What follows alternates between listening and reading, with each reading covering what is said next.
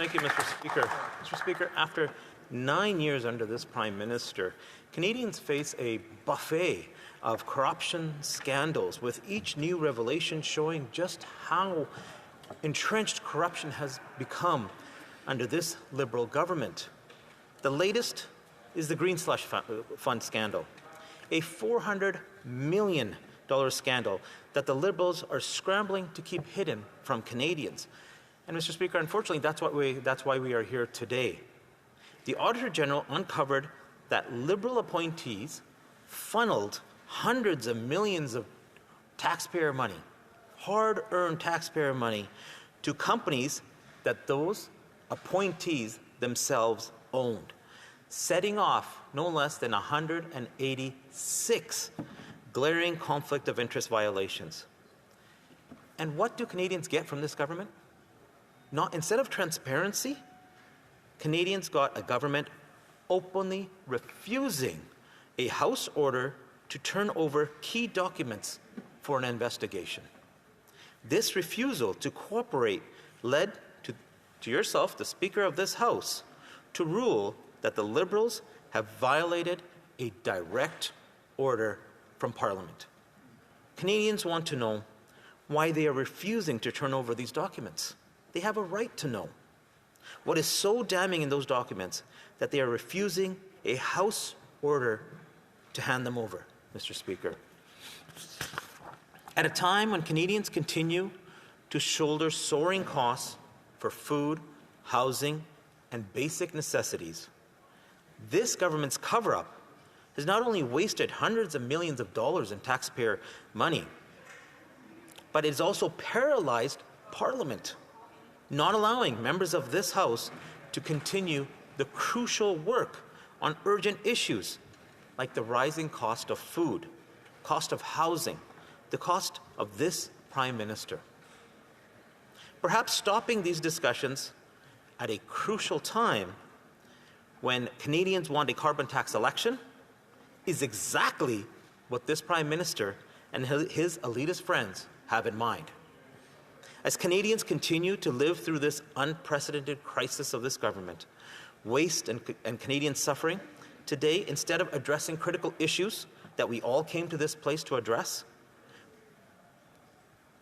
that Canadians are struggling because of these issues, we find ourselves talking about this government's ongoing negligence, incompetence, and continued corruption. Imagine being a taxpayer who is struggling to pay for food, lining up at the food bank with their children, and then hearing that billions of your hard-earned taxpayer dollars are being wasted by this government. Not only being wasted, Mr. Speaker, being given to their Liberal friends. Mr. Speaker, I've heard from many of my own constituents in Edmonton who are struggling to afford to heat their homes, to fill up their car with gas, and feed their families. People in Canada are dumpster diving to feed themselves. We never thought that that could happen here in this great country. This is what life in Canada looks like for many who work and are still unable to pay for their bills. These hardworking Canadians are shocked that the taxes they pay simply disappear in a web of Liberal corruption scandals, bogus apps, useless infrastructure banks, and their endless corruption, supported by the NDP. Despite all of this, the NDP support continues to prop up this Liberal Prime Minister, allowing this disgusting misuse of taxpayer dollars funds to persist. The 2024 Hunger Count report shows that food banks saw a record of over 2 million visits in March of 2024 alone. That's up 6% from last year and a staggering 90% since 2019. Mr. Speaker, many of these people are people who used to donate to the food bank and now are lining up at the food bank to help support their families. Over a quarter of these visits were by children. And because of this high demand, nearly 30% of food banks reporting running out of food in the past year. Unemployment and economic misery continues to rise while paychecks are shrinking. It is this Prime Minister's inflationary spending that has driven up the price of groceries, gas, and heating.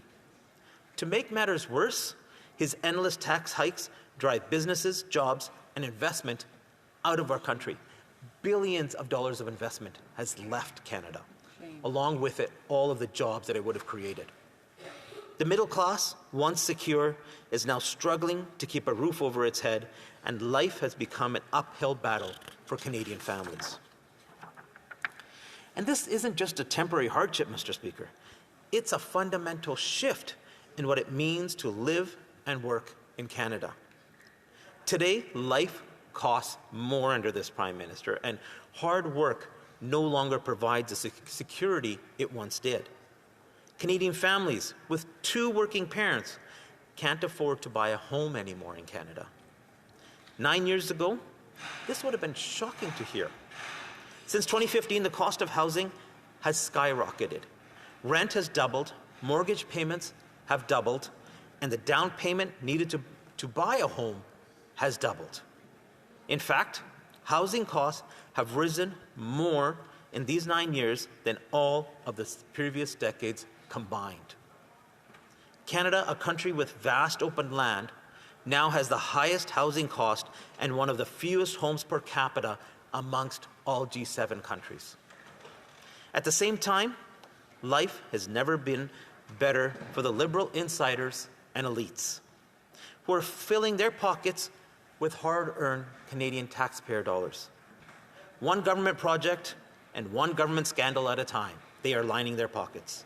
Despite a House order to provide the documents into their green slush fund, the government has chosen self-interest over the best interest of Canadians.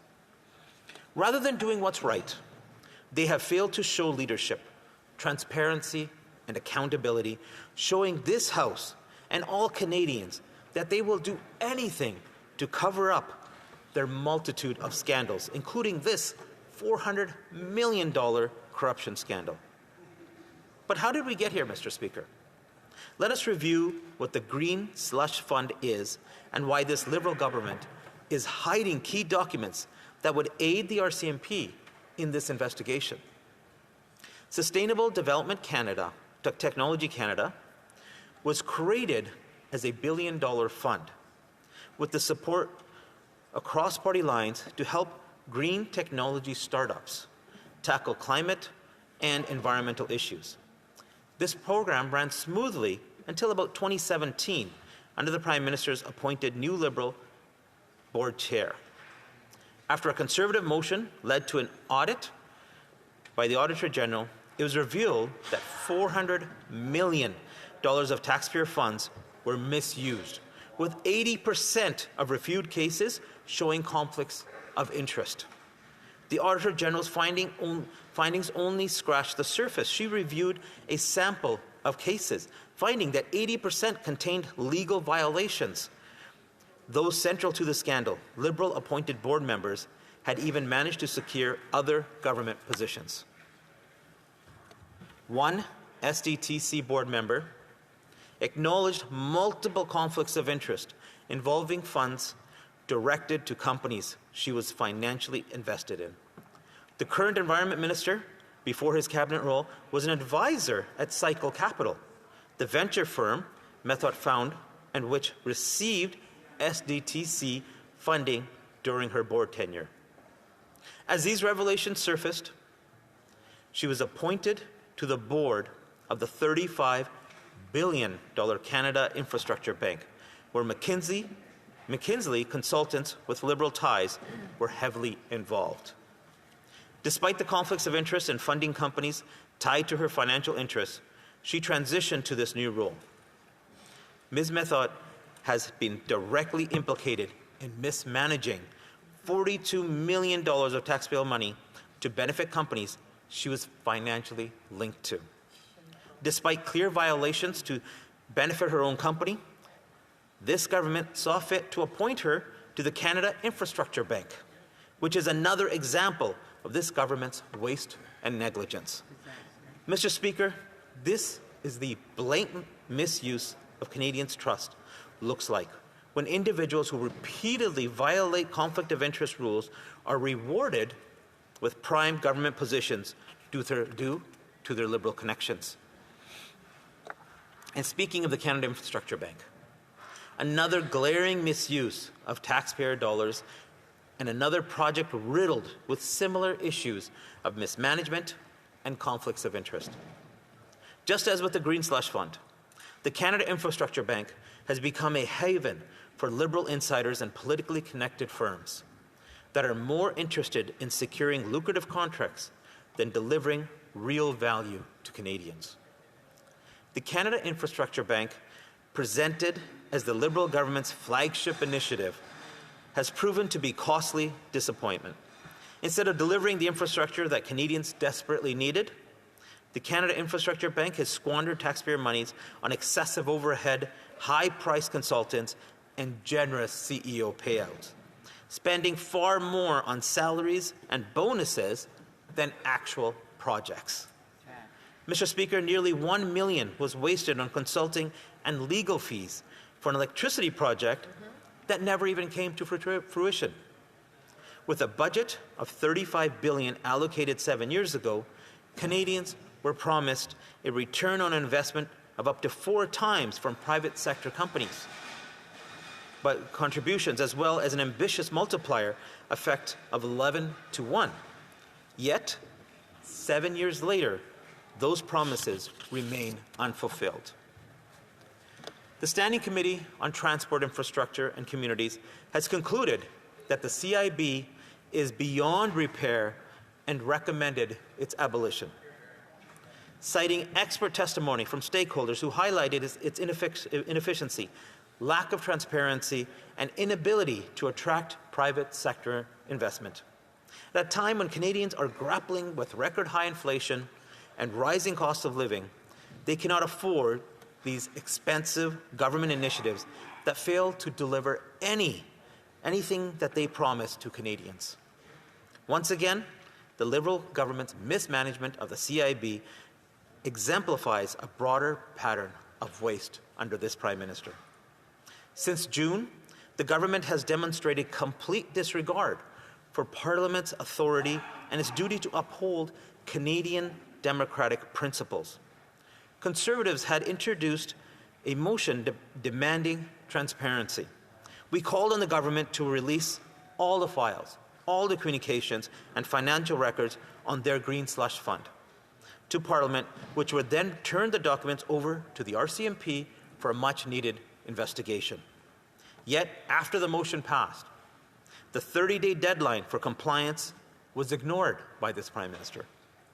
The government has openly disrespected Canadians and this House's authority on some of their departments provided heavily redacted documents, and others outright refuse to provide any documents at all.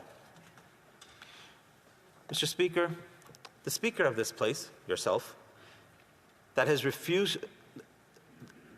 ruled that this refusal showed contempt, quoting that only partial disclosures were made, owing either to redactions or the withholding of documents, and some met the other order with complete refusal. The Department of Justice alone withheld 10,000 pages, violating Parliament's demand for evidence so the RCMP could proceed with its investigation. Mr. Speaker, this is not a political debate. The RCMP isn't investigating this matter at the direction of the Conservatives. They have found credible grounds for criminal code investigation. They will review the documents and they will determine if charges are warranted.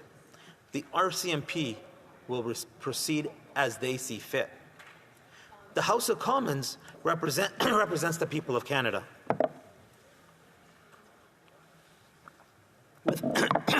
With absolute powers under our Constitution to oversee the actions of this government and the actions of the Prime Minister.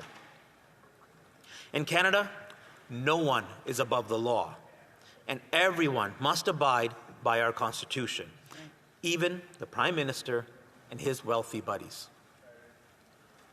By consistently dismissing Parliament's authority, this government demonstrates open contempt for this balance of power, undermining the very institution that checks executive actions. Our democratic strength rests on the House authorities to hold the government accountable, investigate breaches, and protect Canadians' interests. We cannot let the actions of this Liberal government dilute the power of Parliament and the integrity of our democracy. What exactly is the Liberal government trying to hide in this case? And why is it so determined to keep these documents from Canadians? Just how far does this corruption reach? The government's embarrassment over the mismanagement of the Green Slush Fund has driven them to shut Parliament down. Yet this does nothing to excuse the actions of those involved in the slush fund to relieve the government of its duty to Canadians. They owe Canadians, our Parliament, and the RCMP a full explanation of what happened, when, and just how deep this scandal goes. Mr. Speaker, this House could get back to business today if the Liberals showed the integrity to hand over those documents. Yet, we know that they won't. These documents would expose the extent of the Liberal corruption and exactly how high this goes. It is clear the NDP Liberals are not worth the cost. They are not worth the crime or the corruption. Canadians deserve better than a government that prioritizes their own pockets over the well-being of the people. It is time for the NDP Liberals to stop hiding the evidence, hand over the documents, and let Parliament get back to work for Canadians. Thank you, Mr. Speaker. Well done, Ken.